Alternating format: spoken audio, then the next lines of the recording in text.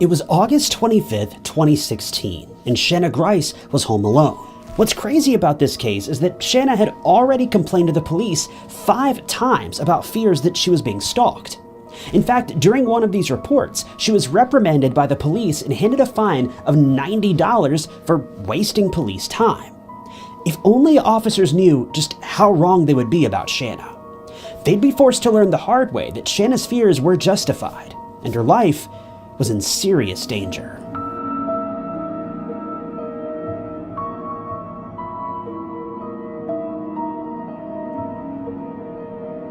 Shana Grice grew up near Brighton in Sussex, and she had a pretty ordinary childhood. Shana was an only child, but she had plenty of friends at school to make up for her time that was spent alone at home. We don't know too terribly much about Shana's upbringing or her time in school. Her family haven't really shared much personal information about her since that awful crime took place. What we do know is that she was described as incredibly lively and vivacious, so it's clear to see that she was a young girl who had a passion for life. As far as we know, Shana's early years played out without too much of a fuss. By the time Shana had entered secondary school, or high school as we call it here in the States, she'd already taken her life into her own hands and started crafting a future for herself. It was while she was attending high school that she ran into a boy named Ashley Cook. The two met sometime around 2013, when Ashley was 17 and Shana was 16. From the outset, the two were inseparable. What began as a passive interest in one another grew to something far, far greater within a matter of a few months. Before they knew it, the two started dating, and not long after that, things began to get quite serious between them. After graduating from high school and moving on with their lives, the two remained together and were deeply dedicated to one another. Or so it seemed. See, Ashley was dedicated to the relationship more than anything. But Shana, well, she was beginning to have a change of heart. After school, Shana had found a job at a local fire alarm company. And when starting a new job, you're bound to meet all sorts of new people. And one of these people was Michael Lane. Up until this point, the relationship between Shana and Ashley had been nothing but perfect. But after meeting Michael, Shana began to have second thoughts. See, as far as I can tell, neither Shana nor Ashley had ever been in another serious relationship before this point. And I mean, how could they have been? They were literal children when they first started dating. And while this is nothing to really be concerned about, the two obviously didn't have much life experience behind them. So when Shana met Michael Lane, well, she began to wonder if Ashley really was the one like she had thought. Michael and Shana were always able to laugh with one another, no matter what they did, whether at work or otherwise, they had fun. The same was true between Shana and Ashley, but with Michael, things were different. He had an energy about him that was captivating and infectious. To top this off, he made Shana feel like she was the only thing in the world that really mattered. Before long, Shana realized that she'd started to develop feelings for him.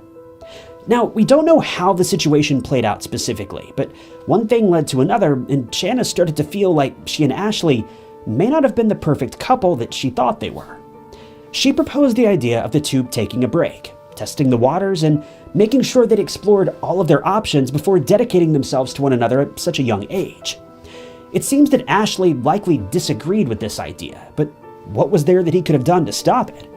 After all was said and done, the two agreed to take a break, and they went their separate ways. Immediately after setting their feelings aside for a while, Shana began dating Michael Lane. But there was one big problem here. See, Michael was definitely the sweetheart that he portrayed himself to be, at least in the early days. But as time passed by, Shana began to realize that there was much more to Michael than meets the eye. Rather quickly, Shana began to feel trapped, smothered. It took her less than 3 months to realize Michael was not the person she thought he was. She knew she'd made a big mistake. Before we keep going with the video, I wanted to show you guys a great new mobile game called June's Journey. If you're into true crime and mysteries as much as I am, this game will be perfect for you. June's Journey is a hidden object game, but with a pretty captivating story involving a murder mystery. It takes place back in the 1920s, and each new scene and level takes you through a different chapter of the story, setting up June Parker, the main character, to solve the mysterious murder of her sister. This game is completely free to download, and the basic idea of the game is hunting for clues and hidden objects that may help bring June one step closer to solving the case. You can customize and remodel your mansion as well as your garden island along the way. Now, I grew up playing seek and find games like this, so this game is right up my alley, and I feel like you guys will enjoy it as well. It's super relaxing to play and easy to pick up when you have a few free minutes here or there throughout the day. You can click the link below in the description to download the game on iOS and Android devices, but it's also available on PC through Facebook Games. So if you're ready to dive headfirst into a captivating murder mystery and help June solve the mysterious case surrounding her sister, just click the link below to download June's Journey. When Shana first met Michael had been working as a mechanic at Brighton Fire Alarms, while she held a position somewhere else in the company.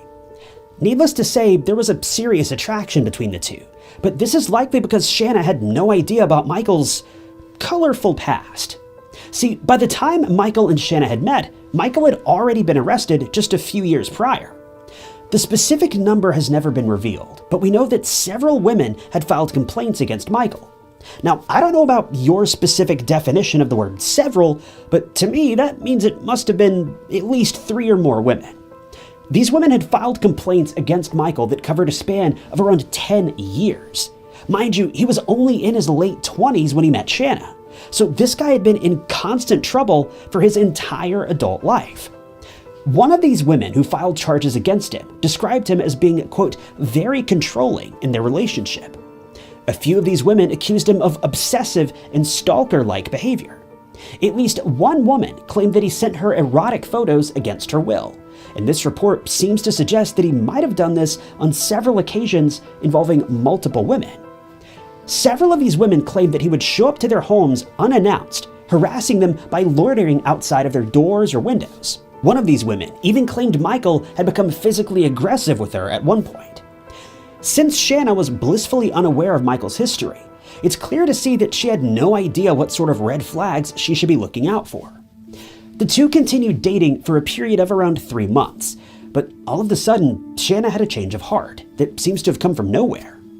Ashley, Shana's former boyfriend, has never revealed why Shana decided to do this, but he says that he got a call from her out of the blue one day, and she admitted that she'd made an awful mistake by breaking up with him.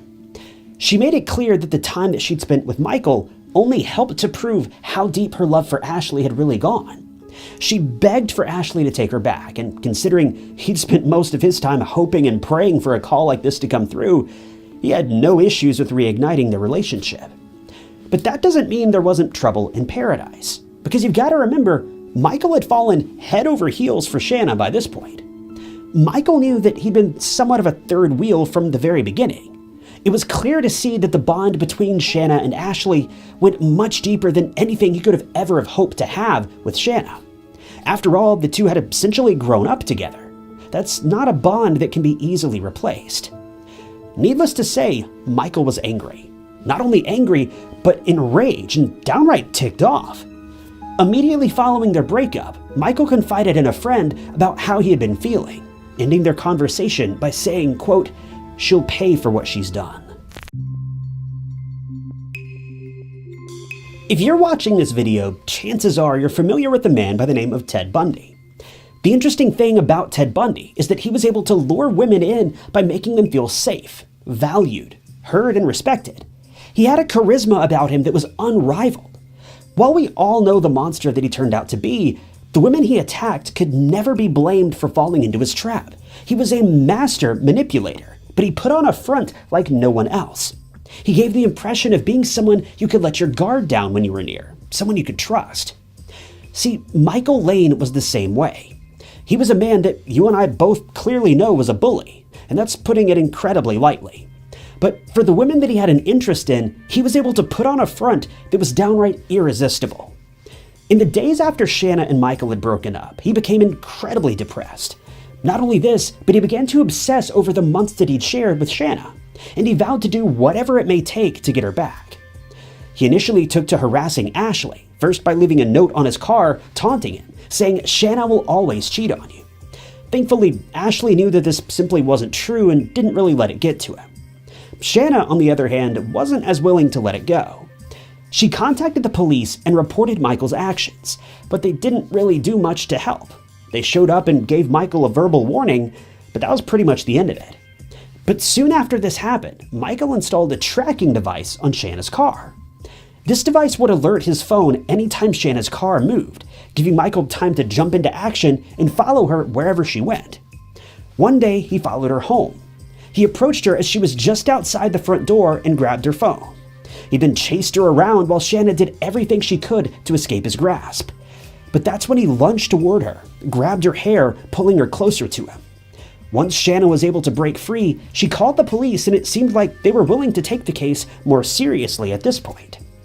When officers showed up, they immediately arrested Michael for assault. But rather strangely, no sooner than he was taken to the station, he was released. When officers were questioned about this, they explained that they let him go because, as far as they could tell, no crime was committed. They believed that this was nothing more than an argument between a young couple, so they wrote the whole situation off rather quickly. The reason they believed this to be the case was because as they searched through Michael's phone records and his text messages, they noticed that some of the texts that were sent by Shana had been signed with 5 kiss emojis. Investigators' exact words were, quote, "Shana would be signing texts to Michael with 5 kisses. This is not harassment." Now, I'll admit, it is certainly a bit bizarre that if Shana felt so threatened by Michael that she would be signing her texts with kisses, especially after just getting back together with Ashley. I don't really understand what's going on here, but to top this off, Shana was hit with a $90 fine for supposedly wasting police time. The thing is, just prior to Michael being picked up by the police, Shana had reported him for stalking and leaving unwanted flowers on her car. So if the two were already at odds with one another weeks prior to this, it just makes the kiss emojis all the more bizarre. A couple months after this, the situation escalated dramatically when Michael stole a key from Shana and let himself into her home without her knowledge. He snuck in the middle of the night while he thought she was sleeping, just standing beside her bed and watching her. After a while, he turned and left. As it would turn out, Shana wasn't asleep. She'd heard someone enter her home, so rather than running or trying to hide, she thought it was best to just fake being asleep, hoping that whoever had broken in would just take whatever they wanted and leave her alone.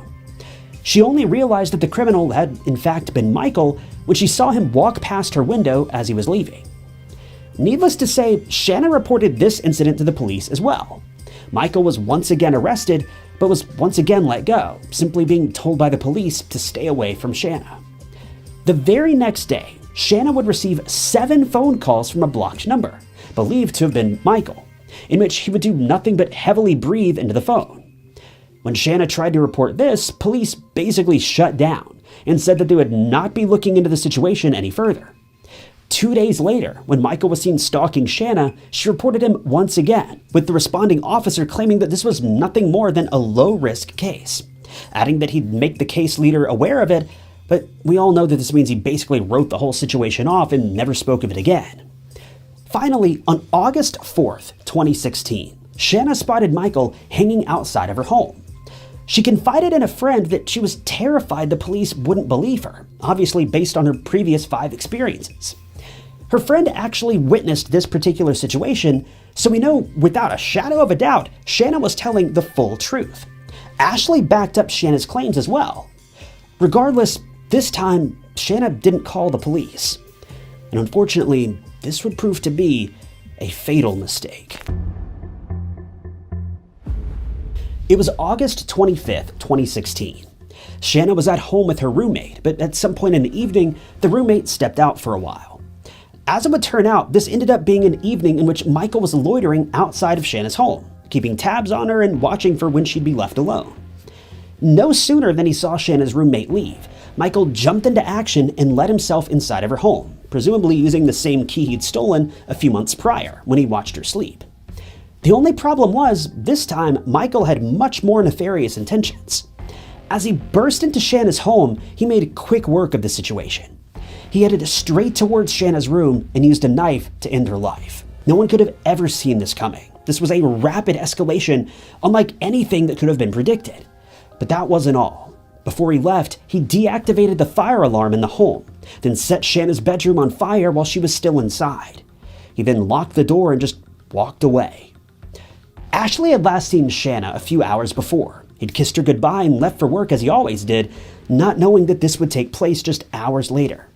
He said he didn't realize anything was wrong until he got a message from one of Shana's coworkers later on, claiming Shana never showed up for work. He wasn't able to stop by her apartment on his own, so Ashley called his younger sister and asked her to stop by and check on Shana. No sooner than she arrived, she called him back, sobbing and panicking because she noticed a red-stained footprint near the door, and no one was answering the door to let her inside. At this point, Ashley began panicking as well. He called his father immediately and asked him to stop by and see what was going on. He arrived a few minutes later and made his way into the apartment. The moment he stepped inside, it was clear what had taken place. He found Shana in her bedroom in a state which he's never put into words. Investigators would later reveal that Shana had in fact lost her life in her bedroom that day. We don't know if Michael took her life himself or if the flames and smoke did it after he left, but needless to say, the situation was incredibly grim. Ashley remembers that day and says that he hates that his father will have that memory stuck in his head for the rest of his life. But Ashley's father says that he's simply thankful that it wasn't Ashley who had to find her that way. Needless to say, there was one primary suspect in this case: Michael. Police closed in on him immediately, and when questioned, Michael obviously denied any involvement.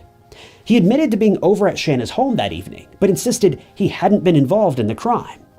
Even though investigators had been pretty well useless up until now, they made quick work of the investigation and immediately charged Michael for claiming Shana's life.